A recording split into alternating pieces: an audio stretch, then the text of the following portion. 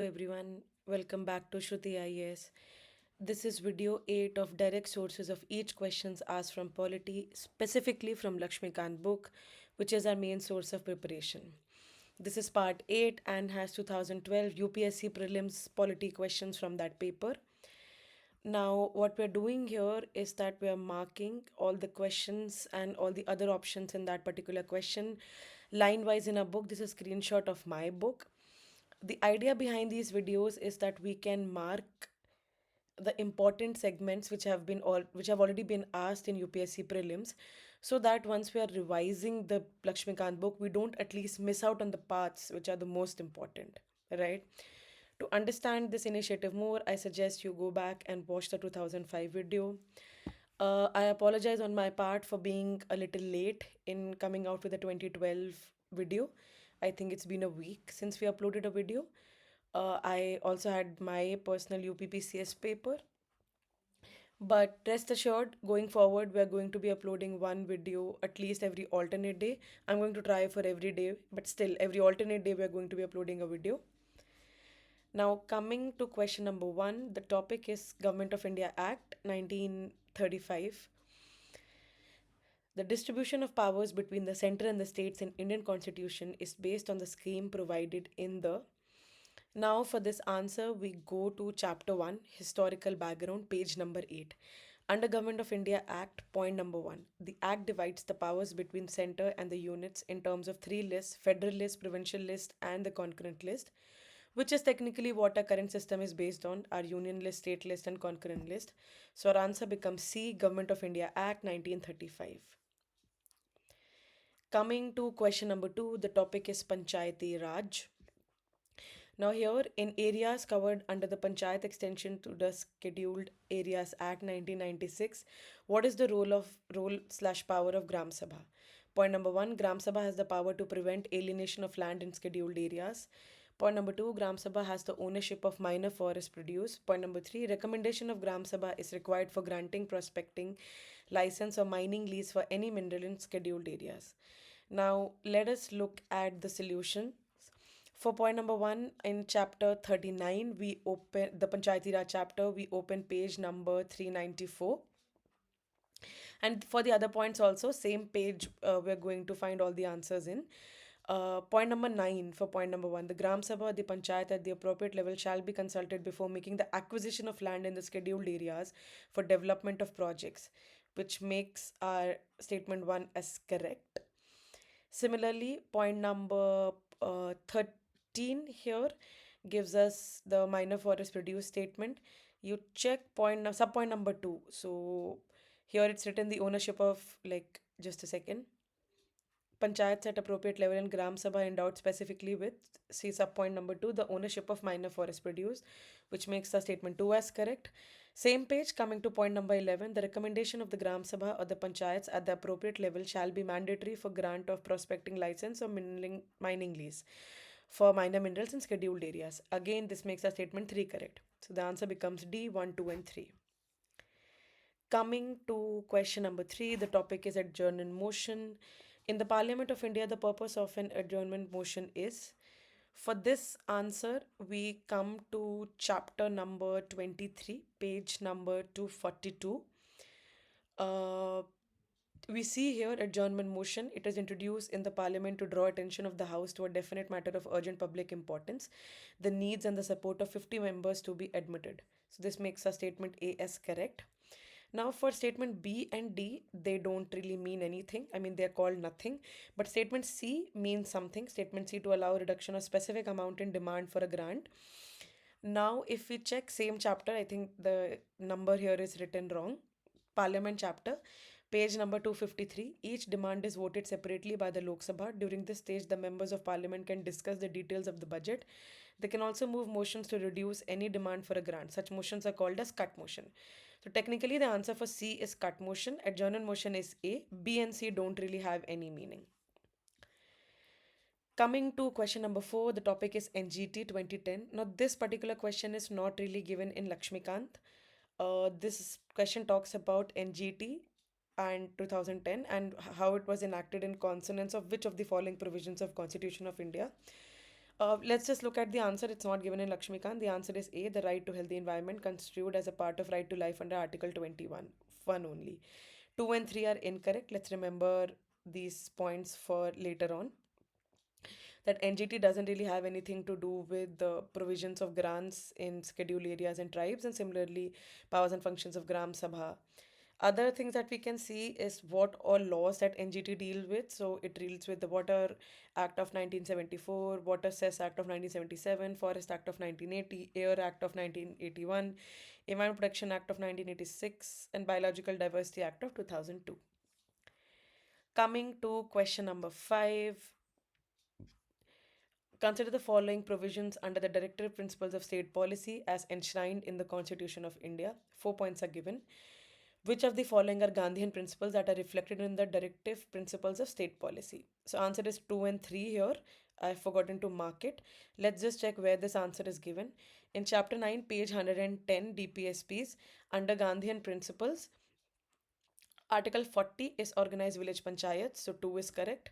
To promote cottage industries is Article 43, so it makes our answer as 2 and 3. Point number 1, securing for citizens a uniform civil code is a liberal intellectual principle.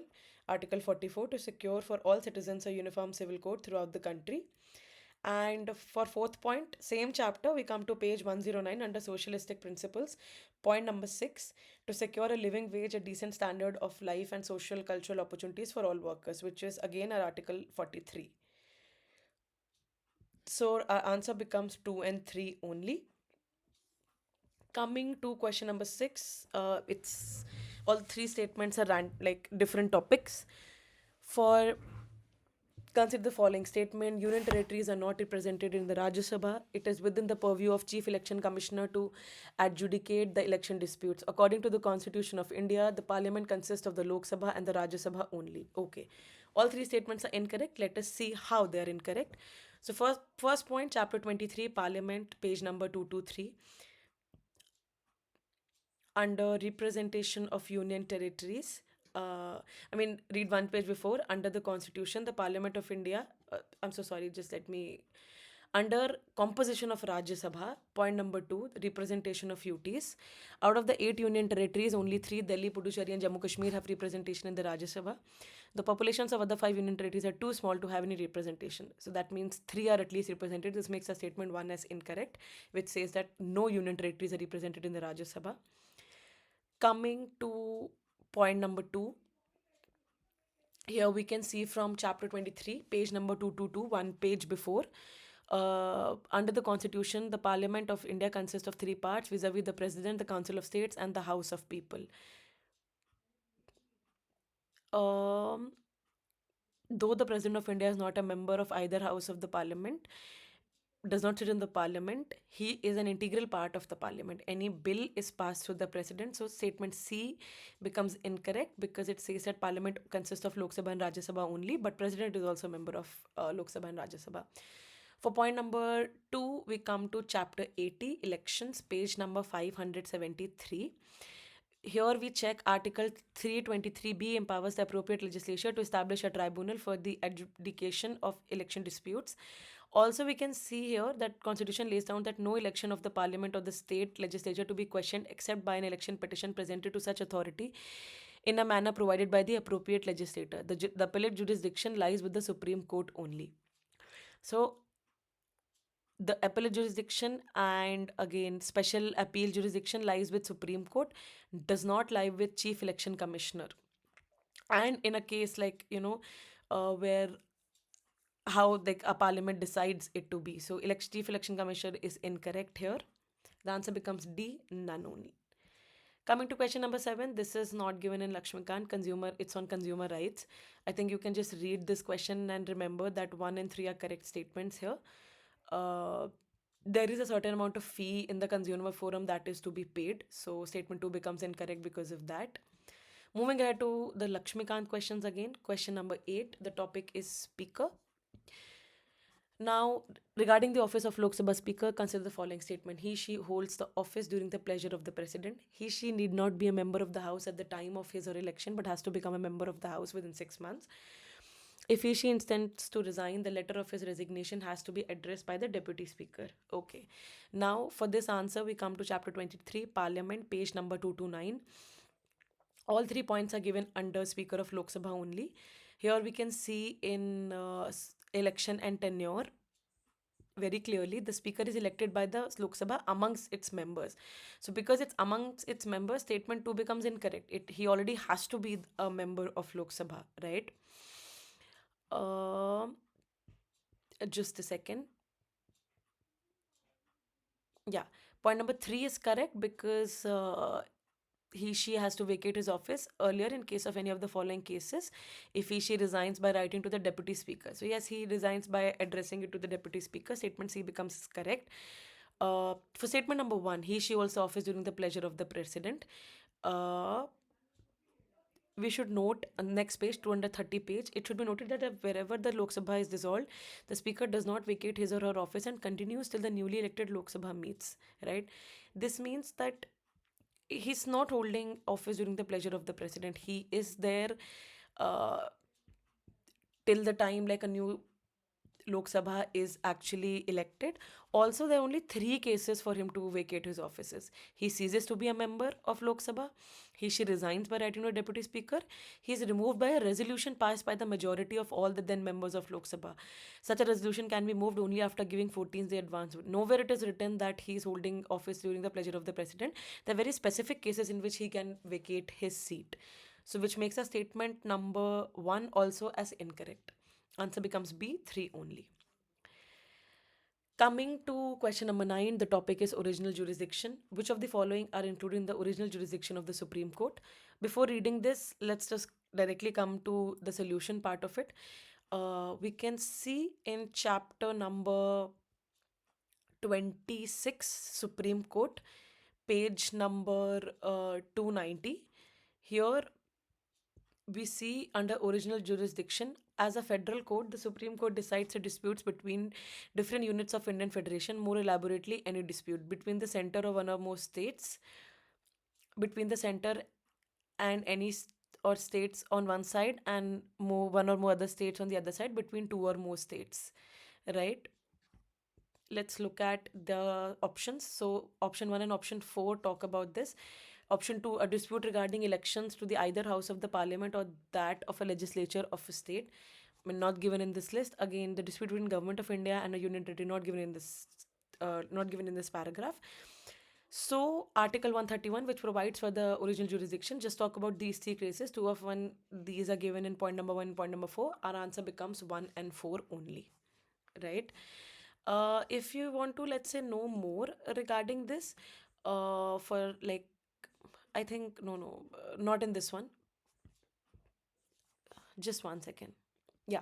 Regarding point number 2, a dispute regarding elections to the either house of the parliament.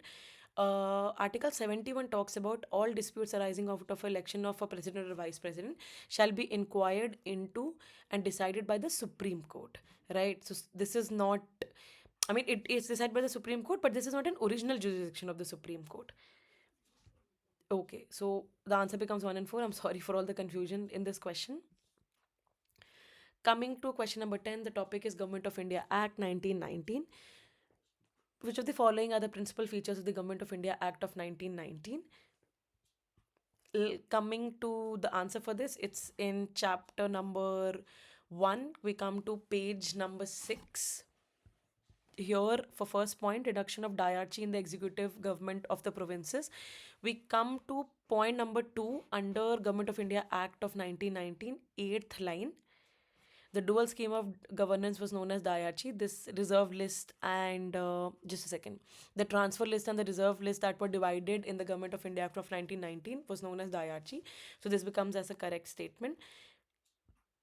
Similarly, for point number 2, introduction of separate communal electorates of Muslims, we can check this particular point in point number 5 under Government of India Act of 1909. So like just before this in 1909 Act, this makes a statement 2 as incorrect because it's a part of 1909 Morlamento reforms and not of 1919 Montagu-Chelmsford reforms.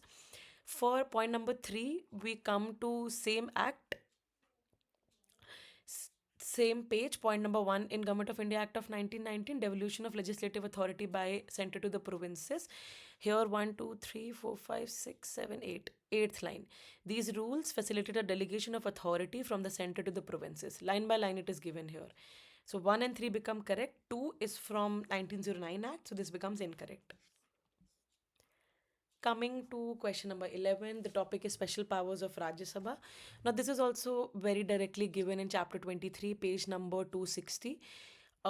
Special powers of Rajya Sabha. Under special powers of Rajya Sabha, we check all the powers that are given, and to pass a resolution empowering the parliament to make laws in state lists or to create one or more all India services.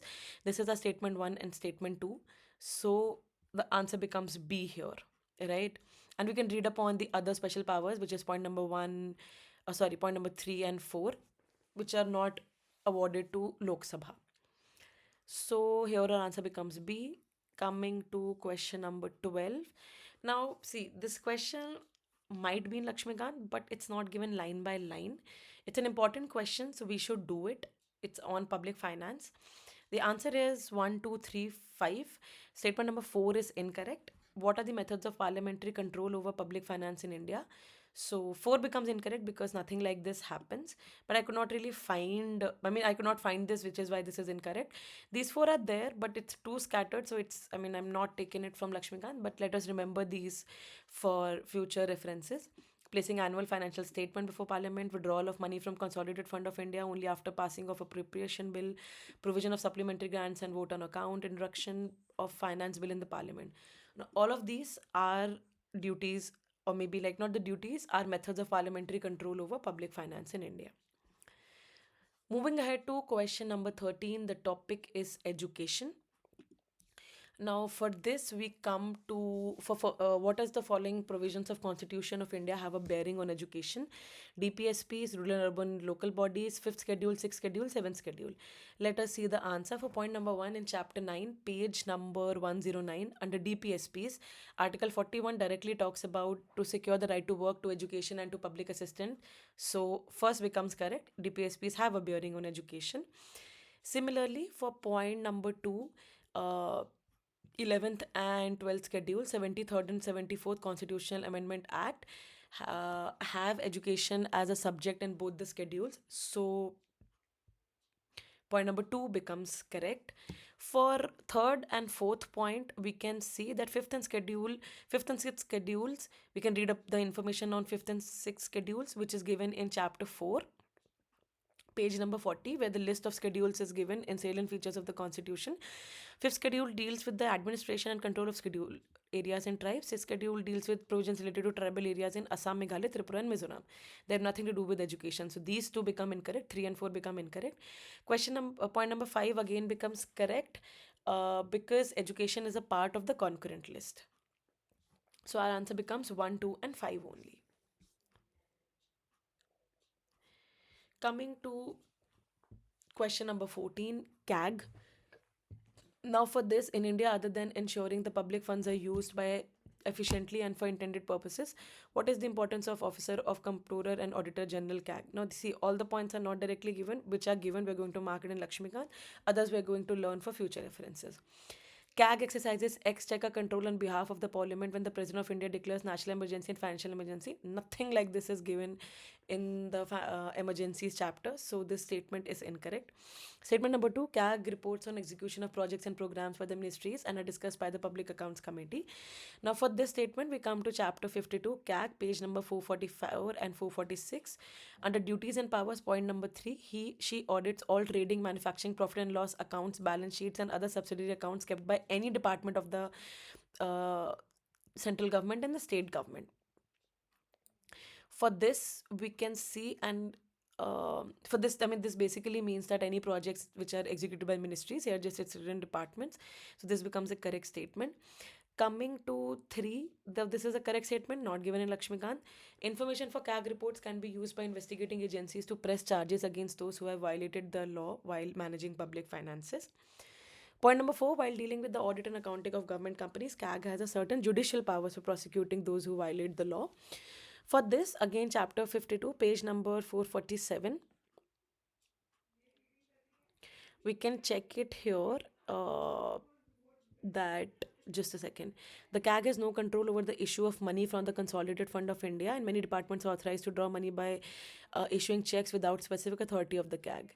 Right. So this also makes the statement was one as incorrect because it's written that CAG has no authority over the Consolidated Fund of India. And in terms of judicial powers, CAG doesn't really have that. I'm really sorry. I don't think this statement 4 is also given. This is also about point number 1. He's not the exchequer in control. So the answer becomes 2 and 3 only. That his reports talk about the execution of projects and programs by ministries, and anybody investigating agencies can use this information to uphold law while they are investigating all these departments, right? So our answer is 2 and 3 only. Coming to question number 15, the topic is Prime Minister. The Prime Minister of India at the time of his or her appointment need not necessarily be a member of one of the houses of the parliament, but must become a member of one of the houses within 6 months. Must be a member of House of the Parliament, must be a member of Lok Sabha, need not necessarily be a member of the houses, but become a member of Lok Sabha within 6 months. Okay. Statement number 1 is correct. I think I've copied this again, but any which ways, for this answer, we go to chapter 20, Prime Minister, page number 208. In 1997, the Supreme Court held that a person is not a member of either house of the parliament can be appointed as Prime Minister for 6 months, within which he should become the member of either houses of the parliament. So this becomes correct that he needs not be a member, but within 6 months he has to become a member. C and D are incorrect. B is, I think, repeated here by mistake. Coming to question number 16, delimitation. With reference to delimitation commission, consider the following statements. Answer is directly given in chapter 71, delimitation commissions, page number 530. Second paragraph under commissions established so far, second line and the last line give our answers. So the delimitation commission here, second paragraph. So the commission is a powerful body. Its orders have the force of law and cannot be challenged in any court. The orders come into force on a date specified by the President of India, which means one statement is correct. They are laid before the Lok Sabha and the State Legislative Assembly concerned, but modifications are not permissible therein by them. Again, statement 2 is correct. Answer becomes C, both 1 and 2. Coming to question number 17, President's reports. For this, we come to okay, so all the reports which are laid by the president in front of the parliament, the list of reports are given. Let's check for each report. Recommendation of the Union Finance Commission. For point number 1, we go to chapter 46, Finance Commissions, page number 432. First paragraph, the commission submits its reports to the president. He shall liaise it before the houses of the parliament along with an explanatory memorandum as to the actions taken on the recommendations, right? For point number 3, the report of Comptroller and Auditor General, chapter 18, page number 192, chapter 18, and under legislative powers, both, just a second. Point number 1, she lays the, okay, so chapter 18 is president chapter only, and under page number 192, under the legislative powers of the president, this is given directly here also. She lays the reports of the CAG and Union Public Service Commission and Finance Commission. So 1 and 3 becomes correct from directly from the president chapter itself. For the National Commission of Scheduled Castes, we come to chapter 48, National Commission of SCs, page number 437, under reports. We can just see directly here the commission presents an annual report to the president. It can also submit a report as and when it thinks necessary. The president places all such reports before the parliament along with the memorandum explaining the action taken on the recommendations made by the commission, which means 1, 3 and 4 are correct because this is given twice. This is once given in the Finance Commission chapter. These two are also given in the President chapter. This one is given in the National Commission for Scheduled Caste chapter. So 1, 3 and 4 are correct and answer becomes C. Coming to question number 18, which talks about bills. A deadlock between the Lok Sabha and the Rajya Sabha calls for a joint sitting of the parliament during the passage of ordinary legislation, money bill and constitutional amendment bill. Now for this, we come to chapter 23, Parliament, page number 250, under joint sitting of the houses. It must be noted that the provision of joint sitting is applicable only to ordinary bills or financial bills and not to money bills or constitutional amendment bills. In the case of money bill, the Lok Sabha has overriding powers, while a constitutional amendment bill must be passed by each house separately. Making 2 and 3 incorrect, A becomes incorrect, answer becomes only 1. Coming to question number 19, I forgot to write the topic. The topic is fundamental duties. Directly, this is given in chapter 10, fundamental duties, page number 120. Here you check point number F, point number H, and point number J. Point number F, to value, preserve rich heritage of country's composite culture, 1 becomes correct. H, to develop scientific temper, 3 becomes correct. J, to strive towards excellence in all spheres, 4 becomes correct. 2 is a DPSP. It's not a fundamental duty, not given in this list. So our answer becomes C, 1, 3, and 4 only. Okay. So coming to the last question for today, the topic is about Supreme Courts of India.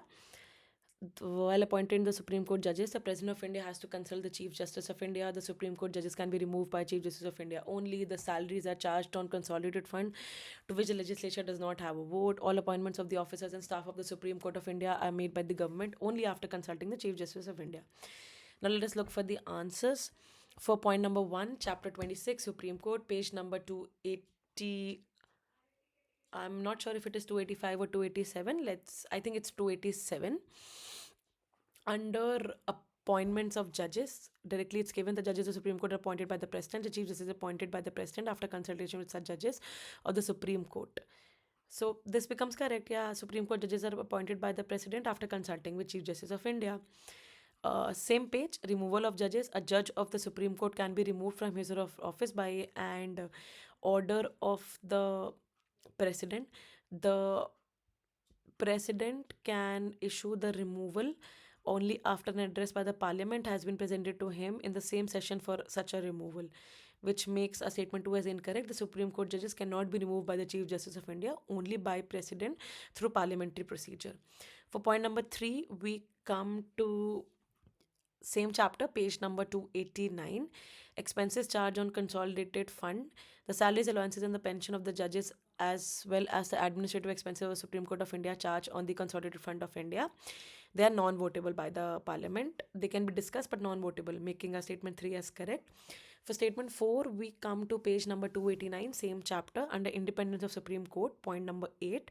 Freedom to appoint its staff. The Chief Justice of India can appoint officers and servants of the Supreme Court without any interference from the executive. So this makes our statement 4 as incorrect because they are not consulting other people. Like they can, just a second. Basically, the judges of Supreme Court can appoint their staff themselves. They don't have to consult anybody else. So the freedom to appoint its own staff, they are given that. No executive is involved in this interference. So our answer becomes A, 1 and 3 only. This gets us to the end of the video. I hope you liked it. And I'll try my best to do 2013 video by tomorrow. That is Sunday, 29 December. Thank you so much.